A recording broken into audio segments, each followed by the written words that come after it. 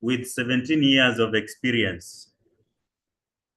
Mr. Nyakundi currently works at Sabalancet Kenya Limited, where he serves as the Quality Assurance Manager in our main laboratory in Mombasa, in Nairobi.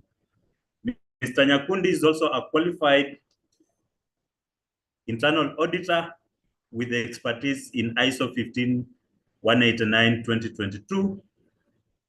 He therefore brings on board extensive knowledge in laboratory quality systems, compliance, improvement.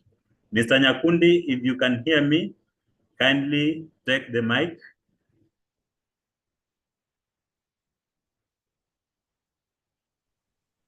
Thank you, Davis, for the good introduction, and thank you all that have joined for this webinar today. And you are much welcome. Our webinar today will be going through understanding and actioning of IQC, the laboratory. And I think I'll go straight to the presentation. Mr. Nyakundi, kindly just move closer to your mic. I think your audio is low.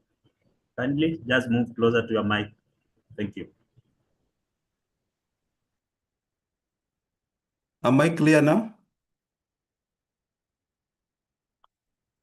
Is it okay now? Yes, kindly proceed. Thank you. Yeah, as I was mentioning, today we'll be looking at IQC. I'll be taking us through understanding of the IQC and how to action the same in the laboratory.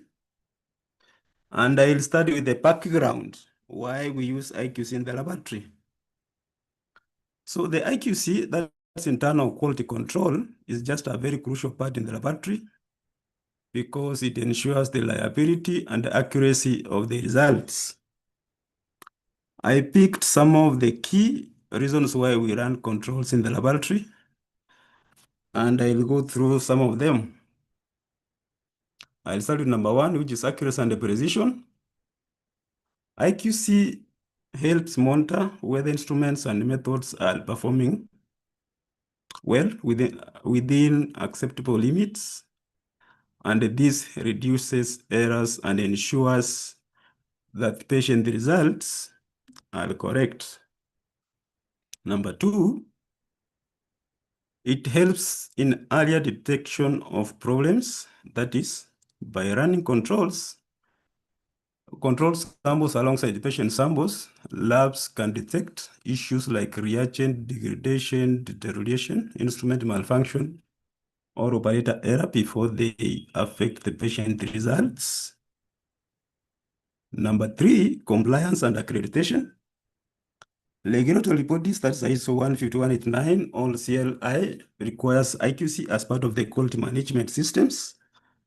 It demonstrates that the laboratory follows the best practice and meets international standards. Number four, IQC improvement, continuous improvement. IQC data provides trends over time, which will help lab identify areas of improvement and maintain consistency performance. Finally, number five, which is most crucial and most important, ultimately, IQC safeguards patient health by ensuring that diagnostic decisions are based on accurate and reliable data. Next, we go to some of the definitions of, I believe most of us, we have come across some of these, the commonly used terminologies in the laboratory, and I'll go through some of the definitions. We have come across maybe package inserts. These are the documents explaining the methods, the intended use, composition, storage, stability, reconstitution, procedures, limitations, and assignments of values and warnings of controls, reagents, or calculators. We have a lot number. These are specific patch of quality control, reagent, calculator, material labeled with a unique number. Then we have analytical run, which is a period of 24 hours or a run, that is a period of 24 hours run or part of thereof, which with a stable performance with at least two set of controls in an automated analysis. Those who use maybe for chemistries and hematologists, I understand most of the labs we are required to run controls at least twice a day. This period of measurement within which the reagent, batch, instrument settings, calibrations, technicians or technologists, and the laboratory environment effectively remains unchanged. The fourth terminology that is usually used in the laboratory is the performance quality. This analytical measure of quality using a total error allowable, that's TEA, and a total error calculated, that's the TEC parameters. We have in the laboratory conversions, where organizations or labs perform and evaluate the measurements or tests on the same or similar items between two or more laboratories in accordance with a predetermined conditions. Then we have heard of independent third-party quality materials, which is an internal quality material program using a common QC material which is independent of the test method. We have internal quality control, that's IQC, what we are looking at today. These are processes and procedures implemented within a lab to monitor, evaluate, and maintain the quality of its results. It is an in-house system designed to ensure that the results meet predefined standards and comply with regulatory or customer requirements before they are released or delivered. I think for this one, I'll take the mic back to Davis to take Thank us you through very this. much, Mr. Nyankundi. Colleagues, members, as I mentioned during my introduction, we have been privileged to host a dinner on 28th of November 2025, this coming Friday. And some of our key sponsors for this dinner have actually come in very handy. And one of these sponsors is Keton Consulting. Keton Consulting, through their website as indicated there, and their contract information, has been a very, very welcoming sponsor to this session as such. And we just feel that, yes, it is important that we appreciate them from where they are. As the next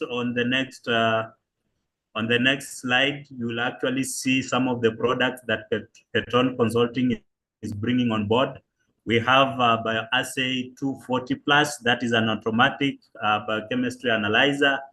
For that, for those of us who want to venture into tissue processing, we have a spin tissue processor, STP 120. For those of us in molecular tissue embedding processes, we have EC 500 machine that can actually help us in such like areas. They have so many products, but for purposes of engagement, you can reach them out through the contract information that has been provided on the previous slide. And also you can find such details on their website. Thank you very much, Mr. Nyakundi. You can continue. Thank you, Davis. I'll continue with the definitions of the common terminologies used. We have internal quality control material, which is a substance or a sample with known range, which is used to monitor the performance of an instrument, method, or operation in a laboratory. It is essential for ensuring the accuracy and reliability of laboratory results. We have a calibrator, a device or material used to verify and adjust the accuracy of other instruments. In essence, a calibrator provides a known standard of comparison, or it gives a unit of measurement. Quality assurance, this is a systematic process to ensure products or services consistently meet customer expectations, achieve service targets, and adhere to ISO standards, in our case, ISO 15189 of 2022. We have external quality assurance, that is QA. This reverses the process of evaluating and evaluating the quality of a result by an independent body or organization outside the lab or hospital. It ensures that the laboratory's results meet the standard, regulatory requirements, and customer expectations through impartial assessment. In other words, the QA just checks out the result accuracy. Our calibration now, if we continue moving forward, our calibration analyzers are to be calibrated as outlined in the manufacturer's package insert and operator's manual and the relevant working instructions.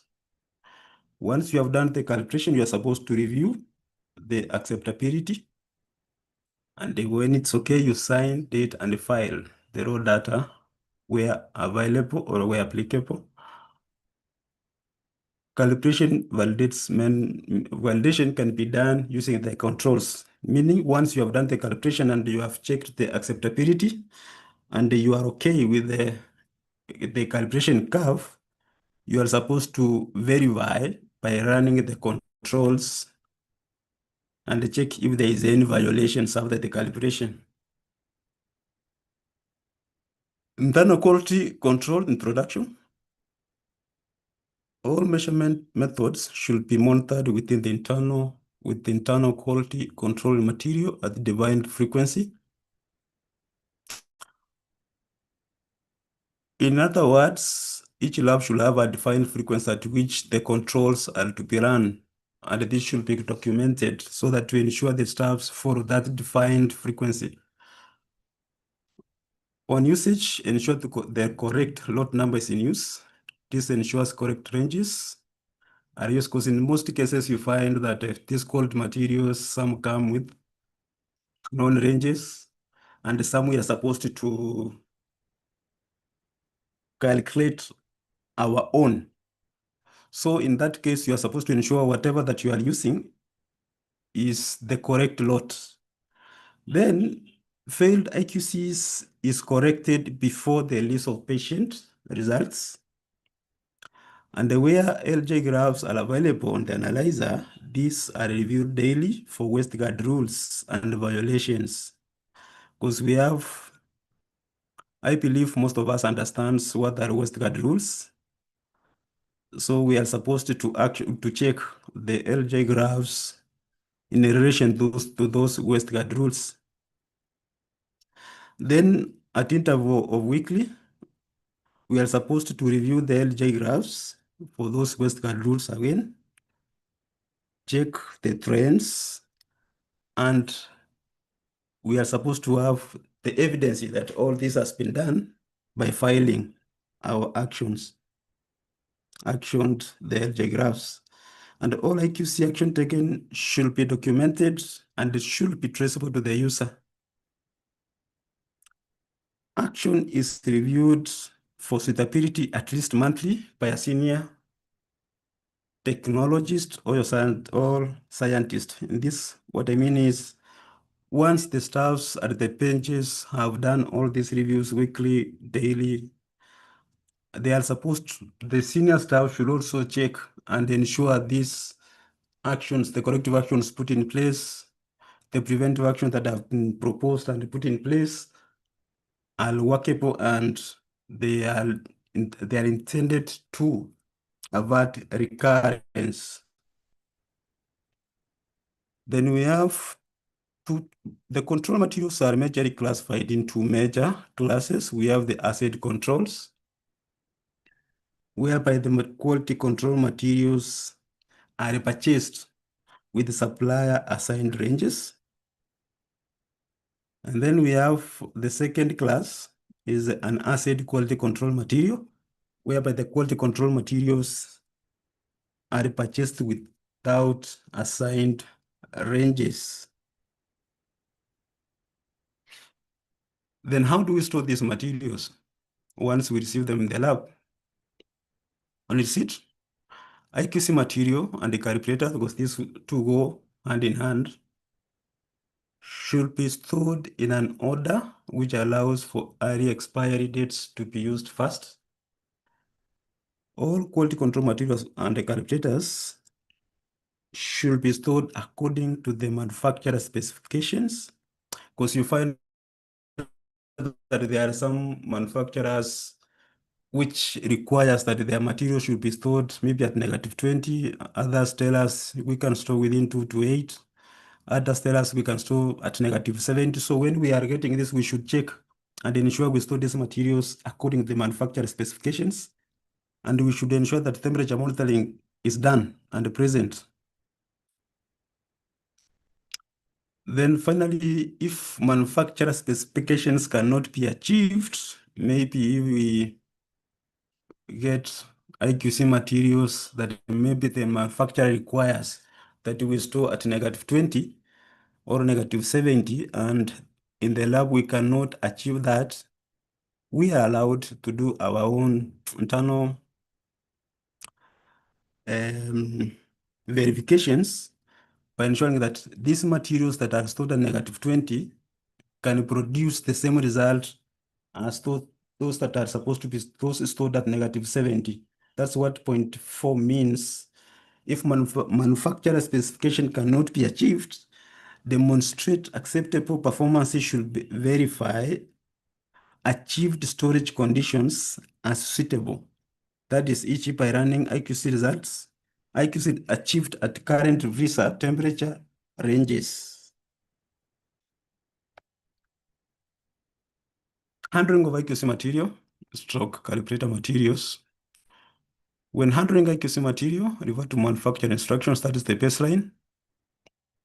And the most important part, when a new box of control materials or calibrators are opened in the lab, it should be marked with in use and the date and the initial. This is also very crucial and very important. We will know downstream why.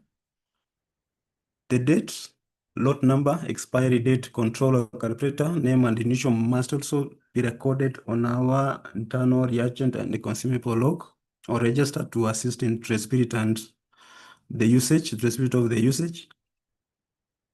The lot number of the newly opened control material solar calibrator must always be checked against the lot number of the material in use. This is to ensure that whatever that we are using the correct ranges. And if the lot number has changed, refer to the new package insert and adopt the new values or factors where necessary.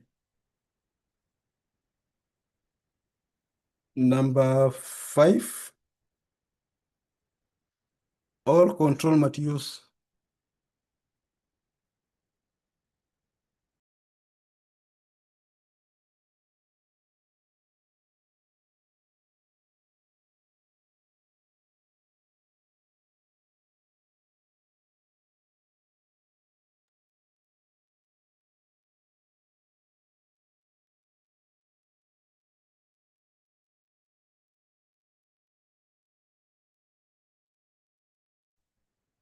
Just a minute, I'm trying to check if I'm audible enough. Okay, thank you very much, colleagues, ladies and gentlemen. I believe we are going on well. We are just trying to have our colleague, the presenter, adjust his volume for clarity purposes. I can see somebody has made a comment that is very low, so we are just trying for him to make that adjustment. But just an emphasis for the purposes of CPD points allocation and uploading, kindly make sure that your registration details are captured correctly, because most of the issues we are having with uploading of CPD points is because our registration details are actually not correct. For those of you who are actually asking about yesterday's presentation CPD points, we are still in the process of uploading your CPD points. So don't be in a hurry. You will get your points as long as your registration is okay, is up to date. you will definitely have your points. And for the purposes of you actually acquiring those points, you must make sure that you attend at least 60% of the total webinar time for you to actually get those CPD points. Just for emphasis, on 28th of this month, we will be having an LMSK dinner at Pride Inn Hotel Westland, Nairobi. And for the members, for those of us who are members of LMSK, of course, the dinner is free. It's free for you, but for those ones who are non-members, of course, there is a very minimal fee of 3,500. I believe, Jared, you are ready to take up. Yeah, I'm sure I've checked the settings. Please confirm if I'm audible now. Or still the same problem persists. Just be closer to your mic, please. I'm very close. I've checked the settings. I'm not Okay, understanding continue. why. Just continue. Because from my end, the output audio is at 100.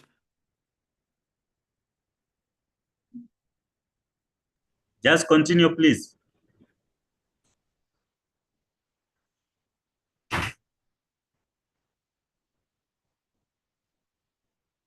Thank you. As Jared sorts that out, I think, Jared, kindly take up the mic. Hello, okay. Is it audible now? Yes, kindly continue. Thank you. So I was explaining on how to handle the IQC materials and the calibrators, and I had reached at point 5.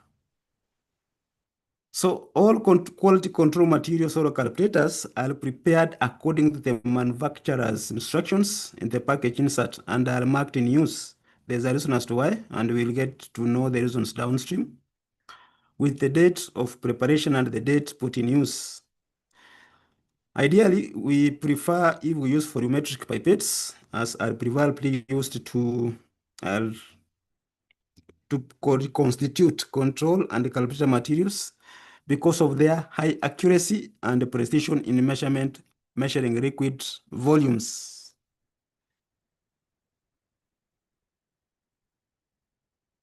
In stability, if stability is different from the stated expiry date after the constitution, this should be indicated. So in the event we are supposed to alquate once we have prepared these controls, when doing the alquating, we should indicate if the stability as per the manufacturer changes once reconstitution, like most of the controls, the stability period, maybe if stored at 2 to 8, is maybe 7 days, you should indicate when this thing should be discarded.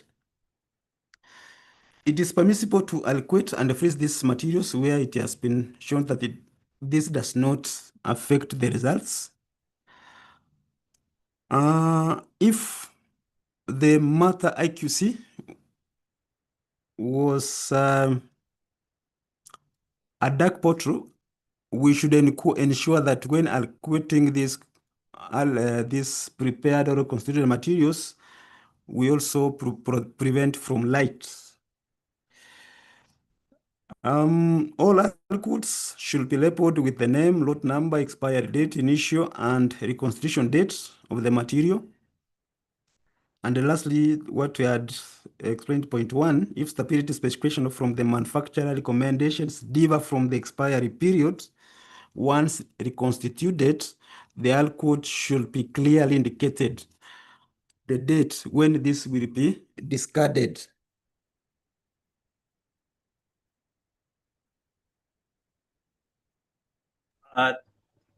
Thank you.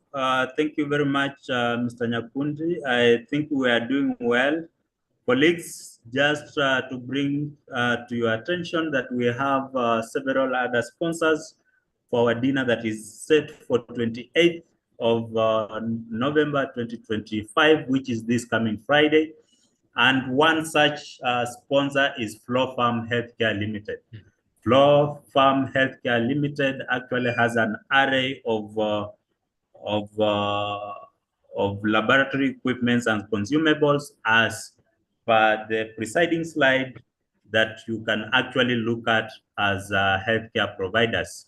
They have a list of what you can get from them, ranging from microscopes, hematology analyzers, biochemistry analyzers, immunoassay machines, centrifuges, incubators, roller mixers, and other lab consumables. Of course, you can find them in Nairobi at the Mfangano Trade Center, Mfangano Street. Their contracts are as highlighted there. In Eldoret, they are available at Mobile Plaza. Their contracts are as shown on that slide, and they are also available in Lodwar. And the contracts for the Lodwar office is as actually highlighted there. Thank you very much. And as partners in healthcare providers, kindly consider looking at what they have and whether it suits your business as such. If it fits your business, kindly get in touch with them through the contact information provided down there. Thank you very much, Mr. Nyakundi.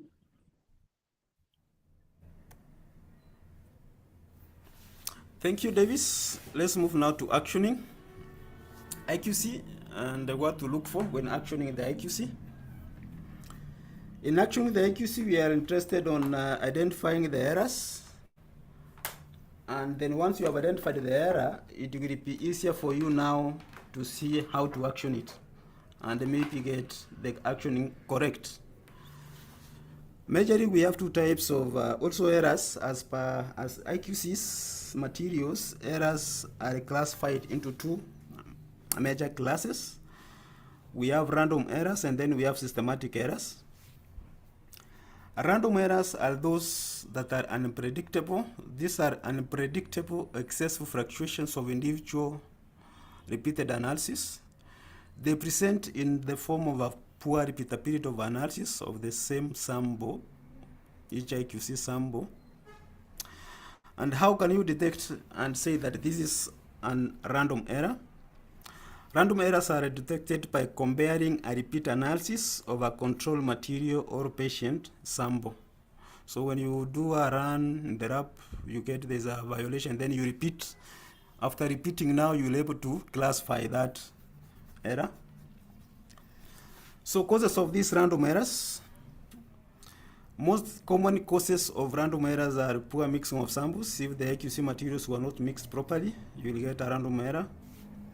If frozen materials were not allowed to do properly, you'll get a random error. If bubbles in the test samples, if maybe you mixed and then there were some bubbles that were formed in the tube, they will most likely result in a random error. Poor mixing will also give us a random error in most cases, and unstable assay environmental temperatures, unstable power supply. These are usually some of the major causes of random errors. Two, we have systematic errors, and these are errors that affect the mean.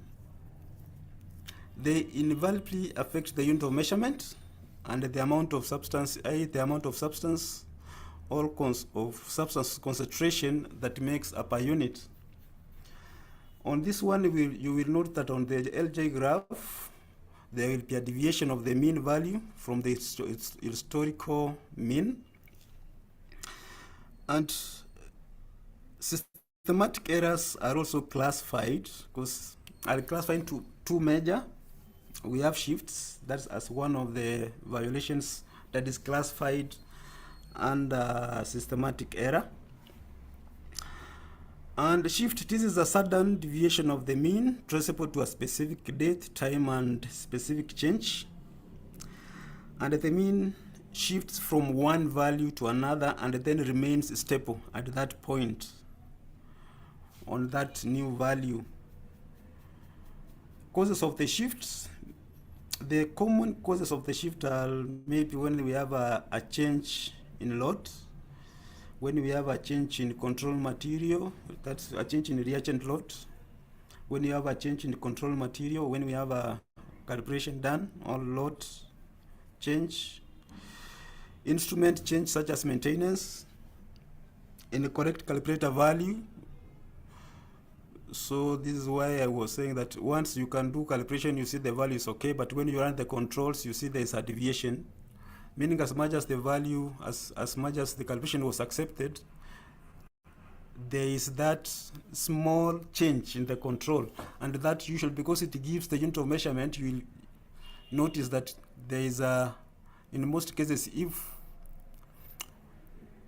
once you have done calibration and it's not 100% accurate, you will notice that there is the value of the unit of measurement changes, and then it will affect the mean of the IQC. And in the correct calibration value, that's a conversion factor. If there is you were supposed to convert a value, maybe using a conversion factor, and then you used a wrong conversion factor, you will also result in getting a shift, which is now a systematic error. Graphically, this is how you can differentiate, and you can now tell that this is a shift. As you can note on this graph, the initial previous mean was on this point, but then at some point we have noted that this value moved from this point and to this point here, and then now it stayed stable at this point. So by staying stable here, we call this a shifted mean. But if we do the next run and then it goes back to the original mean, then now that one qualifies to be a random error. But when it stays stable down here, it now qualifies to be a systematic error. How do you detect a shift? You would detect a shift by maybe noting that 6 or more consecutive quality control data points or readings are on the same side of the mean, and in this case we call it a 6x Westgard rule, which has been violated. However, I understand in some labs they will wait until it is 10x, but best practice, you are supposed now to start actioning and noting that there is a problem at 6x. Corrective action for this shift. The first thing you are supposed to do, ideally, is just you study the root cause of the shift, if obvious. That is, if it is because we said a shift should be identified and should be traceable to a specific date and time. So in this case, you are supposed, the first thing you do is, if maybe on that day when this thing happened, there was something that was done, maybe there was a reagent change or there was calibration done, you are supposed to state it. And if the shift and the bias is within 1 SD, then that is okay, that's sufficient. But you can, for best practices, you can as well go ahead and check if this thing is affecting your patient. But if the shift and the subsequent bias, the bias is when it remains at that point, is outside 1 SD, then now in this point you have to do the corrective action by checking and determining that this shift is not affecting your patient. And usually we do this by checking the total error calculated against the total error allowable as per that test. The formula of calculating the total error calculation is just bias in percentage plus 2 times CV percentage. That's CV percentage in brackets. The bias is the difference between the observed mean in the lab for that specific test and the international peer group mean or the assigned mean. Then the CV is the observed coefficient of variation in the lab for that test. And the 2 is the approximate of the 1.96 factor, which gives a 9% confidence interval.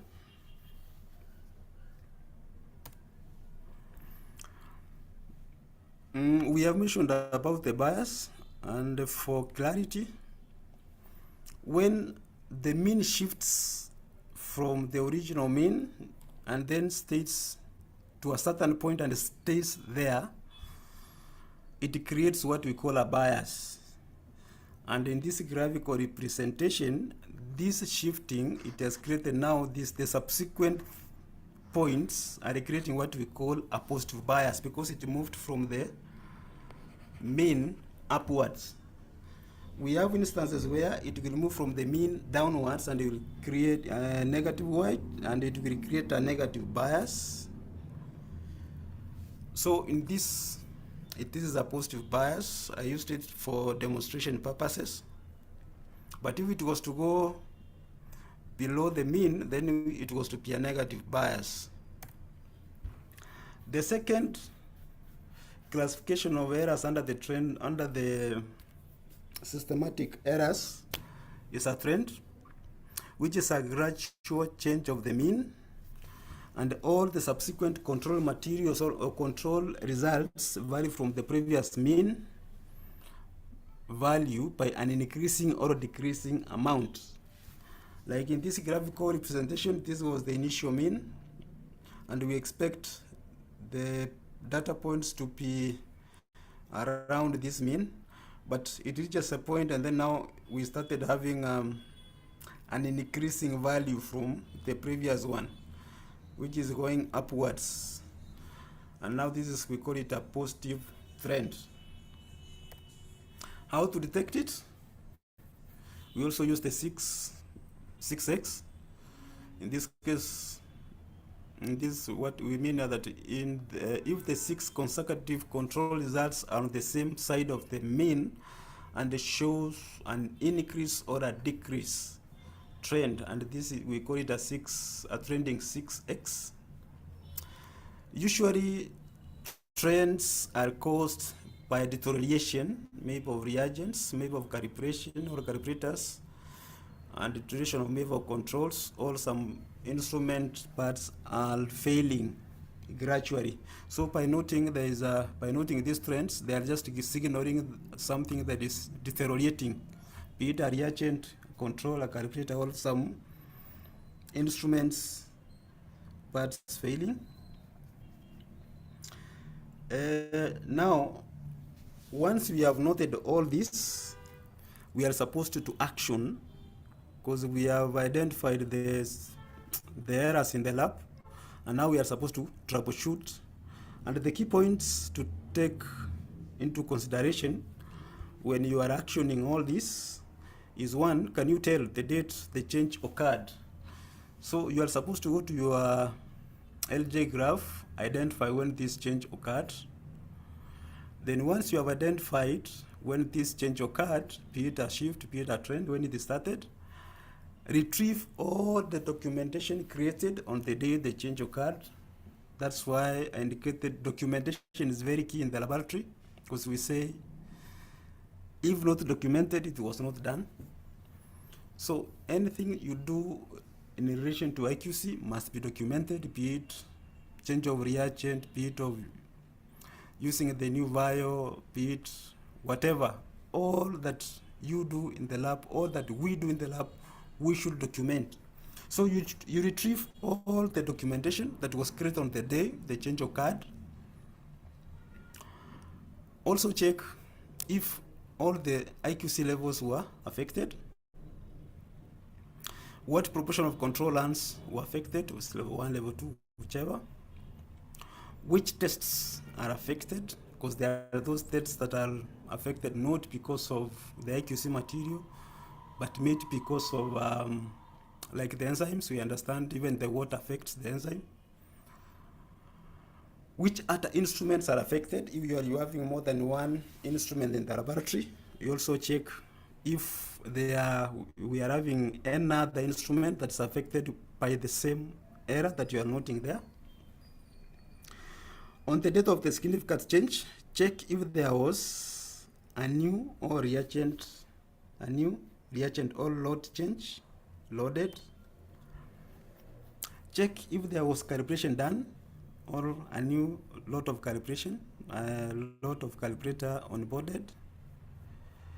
Check on the calibration what the package insert says about that calibrator or about that lot. Check if the new control was maybe reconstituted or used, and a check on if the load was the same load that was used. That's why initially I indicated that when you are running controls, you have to ensure that you are using the same control as the one that is on board, so that you ensure that you are using the correct ranges that has been developed and adopted. Check with the new control package load, if there was a new control that was onboarded. You check on the control on the package, what it says and what load was that. Check if there was instrument maintenance done on that time during that period. Check also if there was a software upgrade on the instruments, because we understand sometimes for automated analyzers, usually in chemistry, also in some hematology analyzers, we find that at some points the service providers will come and update the software, check if it has been done or it was done during that time.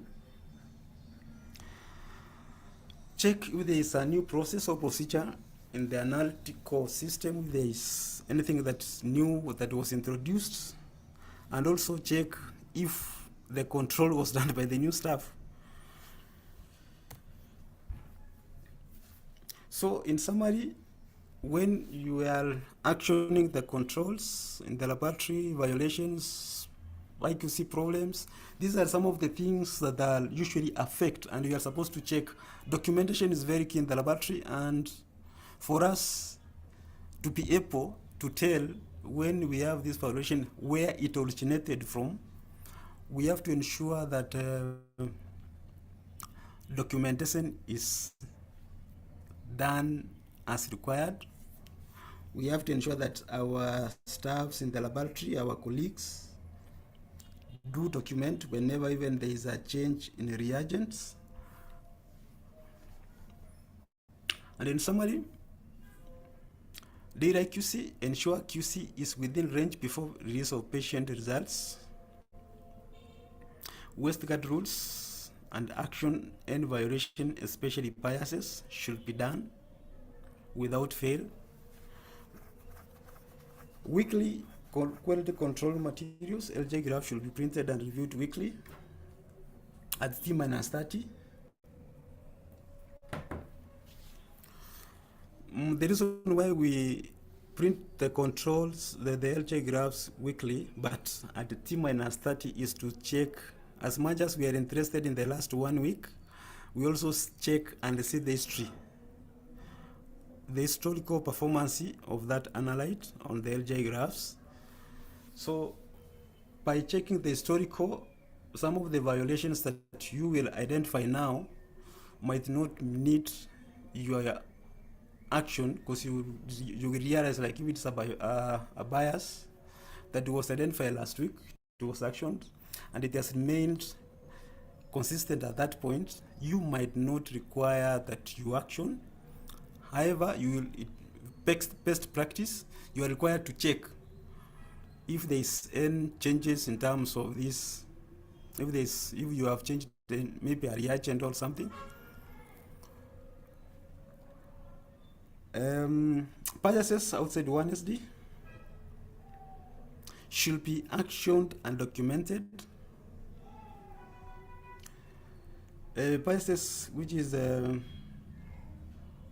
if a bias is greater than positive or minus 1SD, action to check if clinically significant.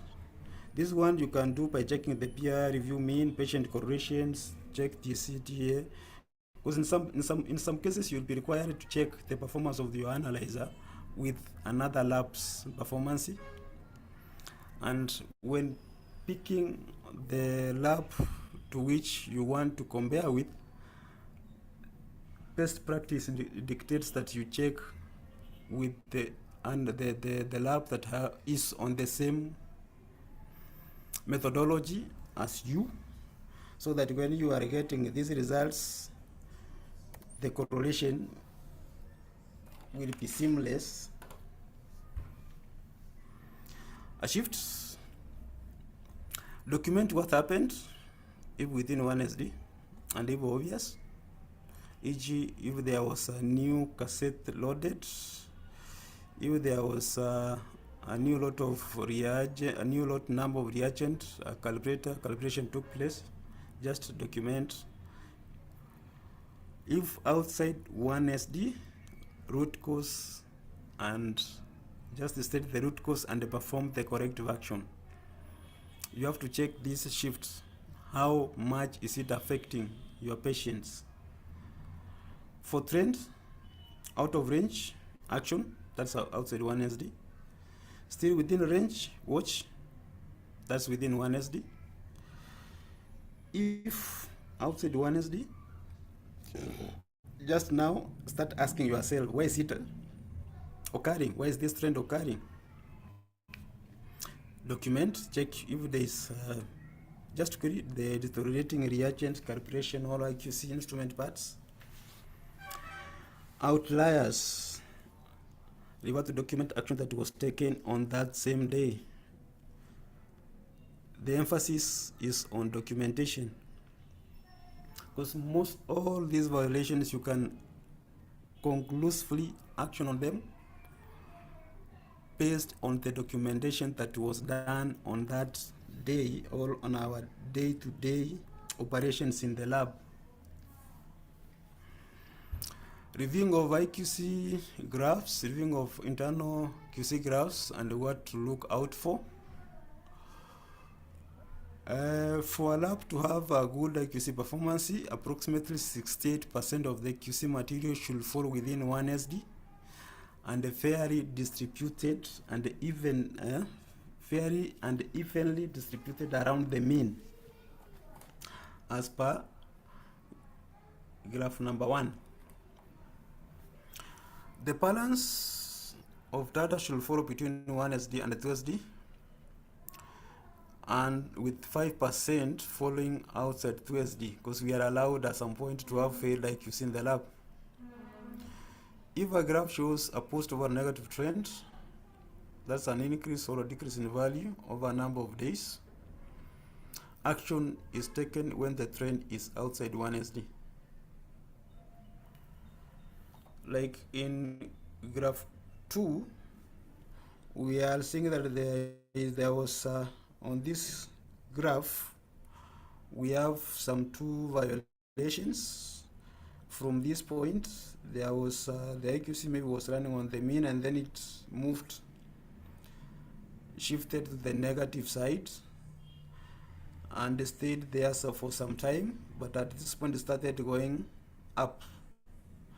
So you are supposed to identify this. Maybe there was something that was done at this point. Maybe there was calibration, there was some reagent change, there was something that made it come here, move to this point, and now at this point there is something that is deteriorating, and it has now started moving and creating this positive trend. So when actioning, we are supposed to ensure that we document all the errors that we see in the lab,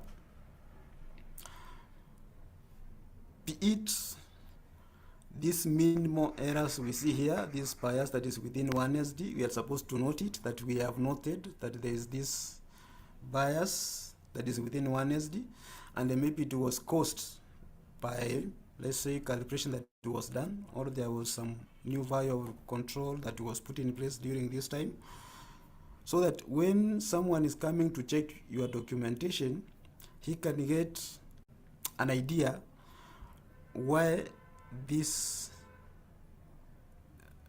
mean, or why this bias was created, and at least you noted it, and maybe you actioned and they didn't affect the patient, or it was within 1SD for you didn't action, because ideally you're not supposed, you can just omit not to action if it is within 1SD. But noting it on the LJ graph is very key. It shows that we understand our LJs and IQCs. Then now, when at this point it is now developing a positive trend, we also note, and now this one it is giving us a signal that something is deteriorating in the lab, or something in the analyzer, maybe there is some deterioration taking place. So as much as it is within 1SD, you can just monitor it and see how it goes. But at the moment you notice that it has gone outside 1SD, then now at that point you are supposed to take action. A positive or negative bias, that is 6 or more consecutive values on the same side of the mean. Action is taken when the shift or bias is outside 1SD. Action includes assessing, evaluating the bias for clinical significance to the patient, and then further action to be determined depending on the outcome. Because not all biases affect the patient, so you are supposed to check the significance of that shift, the significance of that violation on patient care. So based on what you get, you may either proceed with further actioning or just leave with that. The cause of a shift and bias is stated when within 1SD and if obvious, and it's sufficient if, e.g., like new cassette loaded, new lot number of reagents, calibrators, calibration took place, etc. On this graph, we have 2 violations that have been identified. We have a shift, and then we have a bias.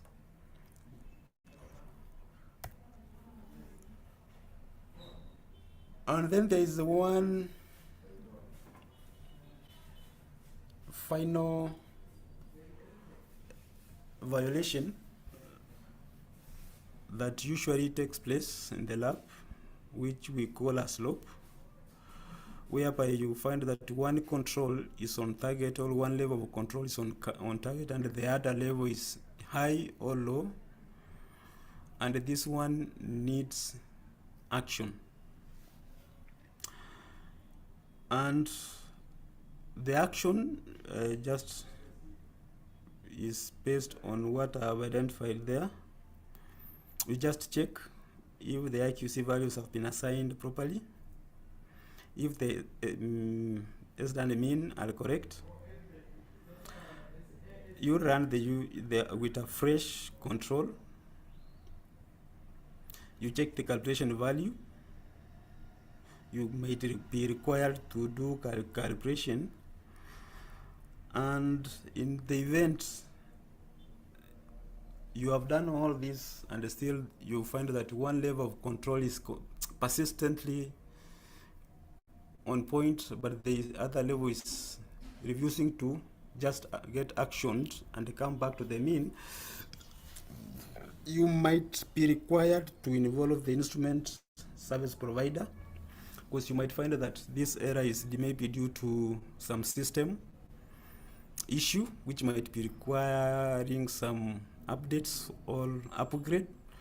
So some of these errors, I know some of us, we have been ignoring majorly this slope, provided that the IQC is passing and one level is on point. But this slope, in most cases, it is a systematic, it shows systematic issue. If you do all these things and still it is refusing to come back, then we need to check the software. And the only way to do that is to involve the provider. This is how a slope is graphically represented. On this, we note that level 1 of the control is on the mean, and it is evenly distributed on the mean. but there's one level that is on the negative side, and it's persistently there. So this one, in most cases, we have to involve the software engineers from the service provider to come and check their systems. And I think that is the end of my presentation. Thank you.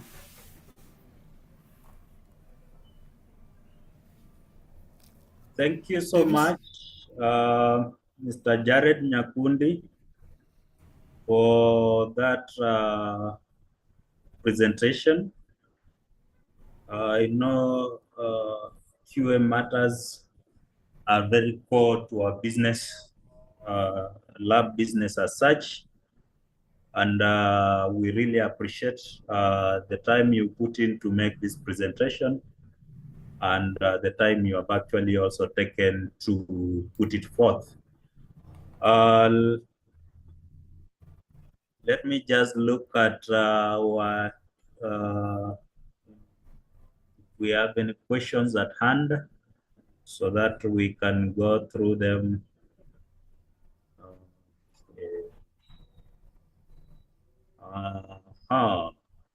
Appreciation for your wonderful presentation. That is Calvin's. Thank you so much. And thank you, Jared, for that presentation. Kindly, colleagues, let us just appreciate Mr. Nyakundi for such a wonderful presentation. Some of us have not achieved the 50 points. Is it possible to have more trainings? Of course, our trainings are ongoing. We are not stopping. We have more and more scheduled up for you. As I look in, kindly let us continue appreciating Mr. Nyakundi as I just go through to see if we have any questions that need your attention as such.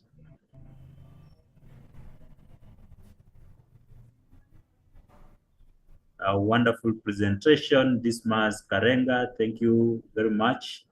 Janet Chekoril, very insightful, thank you. Nice presentation from Purity Paul, thank you, Purity, for that comment. Just trying to get something that needs attention from Mr. Nyakundi. Raphael Kingo, thanks Mr. Nyakundi for the good presentation. Teresa Wasonga, such a wonderful presentation, learned something about IQA. Thank you so much. Ross Mercy Mbasu, thank you very much. Nice one, thanks. That's our colleague. A good presentation from Gilas Nasongo. Thank you, thank you, thank you. Just a few announcements as I look for something that requires Mr. Nyakundi's attention. As I had earlier mentioned, we are having an LMSK dinner on 28th of November 2025, which is this coming Friday. The dinner is scheduled to take place at Pride Inn Hotel, Westlands, Mombasa, Westlands, Nairobi, and it will be from 5 p.m. on Friday from 5 p.m. We have actually been privileged as an association to have some sponsors on board, and in the course of the presentation, you just saw me bringing out some of our sponsors, and a big thank you and appreciation actually goes to Tron Consulting and Flora Farm Healthcare Limited. In case you are in need of any of their products as projected earlier on, kindly just get in touch with them on the available contact information or on their respective websites. You can get greater insights on what they are actually offering. And for the purposes of those who are asking about yesterday's CPD points, we are still in the process of uploading your CPD points. It has been a rigorous process, but we still uphold at our end that we will give you your supposed CPD points. Just make sure that during registration, kindly capture the correct details as they are on the KMLTTB portal so that you also make our work easier when it comes to uploading these CPD points. Of course, Michael Ochola, I have learned a lot. Wonderful presentation. Thank you. Grisho Motieno, such a good job. Thank you very much. Let me see. Arnold Smiyu, well put, sir. But how I wish that IQA is broad-based from privatization to the public sectors. Of course, your plea has been seen, has been heard. Mr. Arnold, we look forward to that. Simon Opungu, nice presentation through though some participants missed their CPD points. If you have an issue with the CPD points, kindly get in touch through our email, which is on our website. We have a very nice, welcoming technical team that will actually work on your issue as it arises. Kindly do not hold back. Can just raise your issue on the email. We will definitely get in touch with you. Our technical team will attend to that. Michael Lorengo, this has been a wonderful presentation I've ever participated in. Kudos Nyakundi and LMSK, thank you very much. We also appreciate that. Zachary Rungu, nice presentation. Kiprono Kirui, well done. Thank you very much. Then I think there's one thing here that needs your attention, Mr. Nyakundi.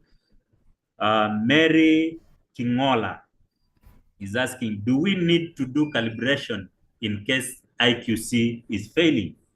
And if so, what happens to those machines whereby only the service engineer should do it? Mr. Nyakundi, can you respond to that? Do we need to do calibration in case IQC is failing? And if so, what happens to those machines whereby only the service engineer should do it? I believe that is in reference to most hematology analyzers. Mr. Nyakundi, can you respond to that? Thank you, Mary, for this. Ideally, calibration is one way of actioning IQCs. It's not as straightforward, but before you move to calibration, you have to ensure that you have checked all this. You have checked that the IQCs are correct, the settings is okay, the IQC used is the correct load, all this. And in the event that you have checked everything and you suspect that the calibration is the issue, then you have no option. You have to call the service provider to perform the calibration. You don't have a choice. But you have to also ensure that you have checked all these other parts, because calibration, you know, it is very expensive, because most of the calibration, when you do calibration, it takes more than 10 to 12 tests. So the more you do calibrations, the more loss making you are doing in the lab. That is it. So thank you. I believe I have answered your question. Mary, you can just through a thumbs or something, you can just indicate whether your question is answered. But for the second part, which indicated that, and if so, what happens to those machines where only the service engineer should do it? Actually, I believe those are the hematology analyzers or such. Yeah, and in this case, if you suspect the calibration is the issue, you have no choice. You have to call them to come and do the calibration.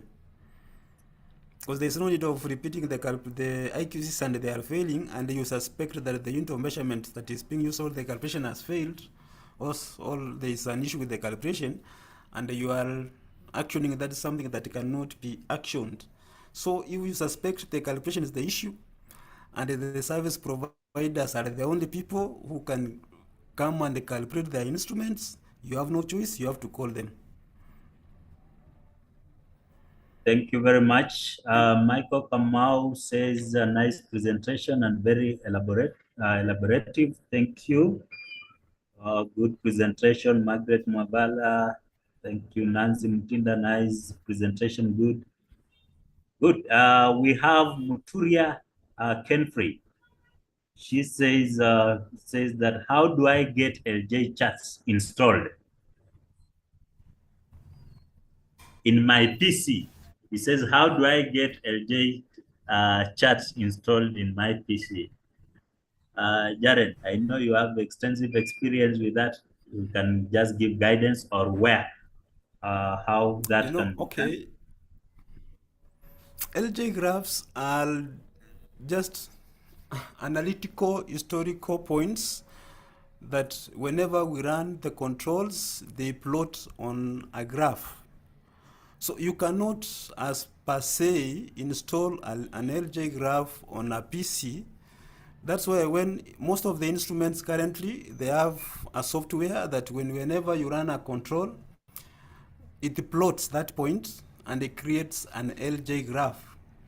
So for your case, I think what you can do is maybe if you can bring in the administrators or wherever you are working to see if you can have a software in the lab that whenever you have you are running the controls, you insert those values in that software for it to be able to plot for you the LJ graph so that you can be checking and having a historical performance of that IQC. I believe I have responded. Thank you, Muturia. Hope your question is answered, but also for emphasis, most of our laboratory information systems can be tailored to actually suit what you intend to have done. So it's a matter of requesting most of these providers of laboratory information systems so that it's tailored to your needs. And also, if you are doing that on a daily basis, you can just blast these values in an Excel and actually come up with an LJ graph for that matter. Of course, Janet Cheporil has indicated that kindly elaborate on Westgard rule. Unfortunately, Janet, you haven't given which one specifically because Westgard rules are very extensive in nature. But as a general overview, are you in a position, Mr. Nyakundi, to give a response to that on a general aspect? Yeah, maybe if to assist Janet, Westgard rules are those, okay, whenever we are actioning IQC in the lab, there are some set of rules we follow that we later place this violation on a certain category. Up there is somewhere I mentioned about random, and there is somewhere I mentioned about systematic. So most of these set of rules will guide you to identify which type of violation you are dealing with. And we have around, I think 4 or 5 violations. We have 2S rule.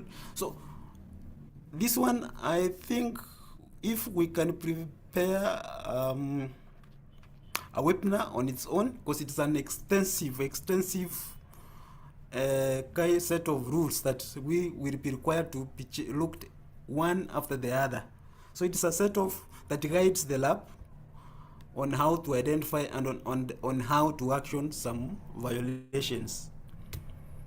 But for going into detail, we will need to have maybe a presentation. Okay, thank you. Dismas had also raised the same concern. Kindly expound more on Westgard rule. I think you have been answered. Betty Cherono has indicated that please guide us, Mr. Nyakundi, on how to IQC LDL and HDL. I believe, Betty, in this case, your LDL is actually not calculatable if that is the case.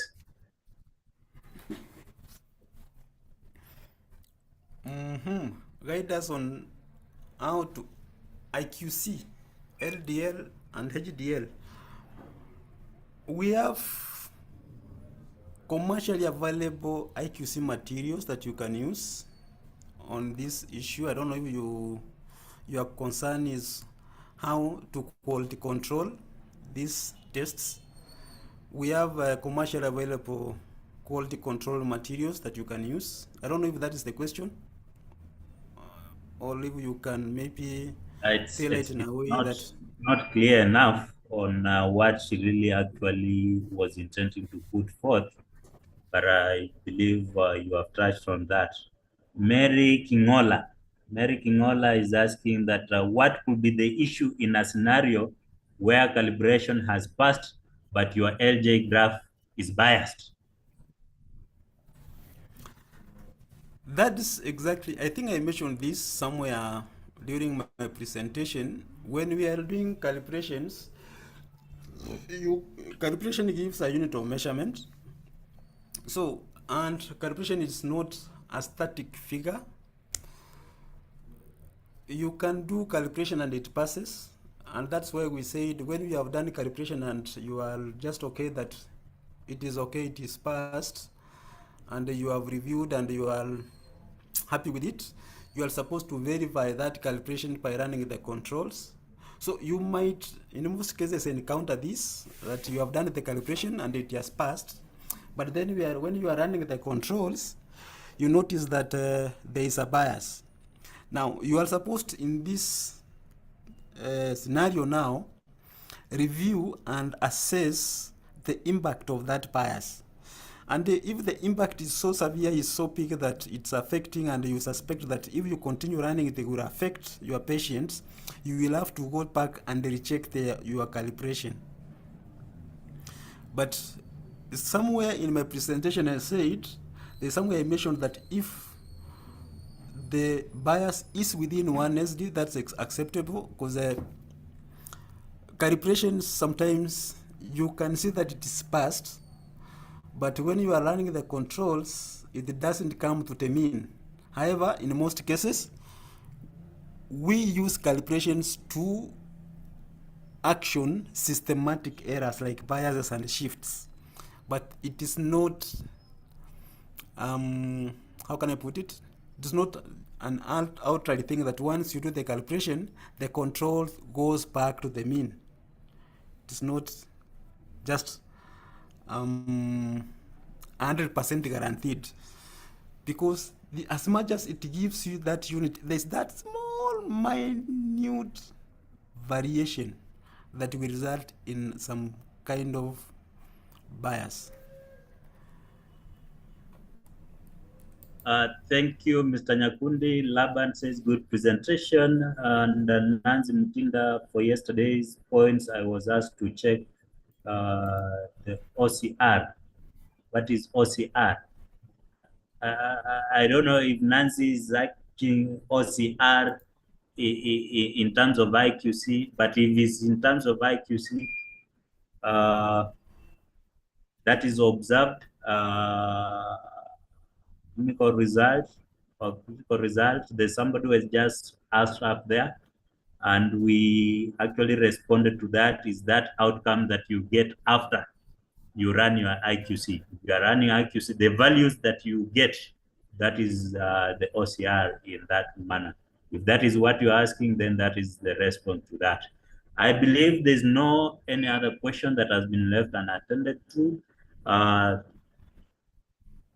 Just to emphasize on this, kindly, we are having a dinner on 28th November 2025, this coming Friday.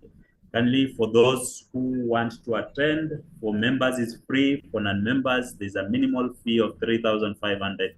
You are all welcome to that dinner, where we get to engage on matters lab as such. And at this point, there being no any other arising issue as such, Colleagues, allow me thank you for attending this very insightful discussion led by Mr. Nyakundi, and to formally also welcome you to tomorrow's webinar, because we'll be having another discussion tomorrow. Thank you very much. Until next time, it has been a pleasure having you. Thank you.